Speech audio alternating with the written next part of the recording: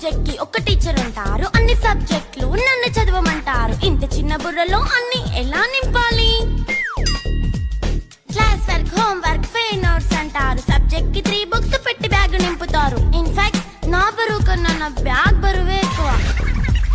క్వశ్చన్లు, ఆన్సర్లు, సర్ప్రైజ్ టెస్టులు తమ్మి దాటుకొని మళ్ళీ స్కూల్ వ్యాన్ ఎక్కేసి అమ్మయ్య ఇక ఇంటికి వచ్చేసామనుకుంటే మార్క్స్ తక్కువ వస్తే చెయ్యాలి అసైన్మెంట్. రిపోర్ట్ కార్డ్ చూపిస్తే ఇంట్లో ఉన్న పనిష్మెంట్. హోమ్ వర్క్ చేయమంటూ మమ్మీ చంపుతుంటుంది. ట్యూషన్ టైం అయిందని డాడీ తరుముతుంటాడు. డాన్స్ క్లాస్ కి వెళ్ళమని తాతయ్య తిడతాడు. స్నాక్స్ తిని వెళ్ళమని నాన్నమ్మ ఆపుతుంది. ఇక అన్నీ అయిపోయాక కాసేపు టీవీ చూద్దామంటే మమ్మీ ఎంట్రీ ఇచ్చింది. బెడ్ ఎక్కమంది. చిన్న నాప్ తీసేలోపు తెల్లారిపోయింది.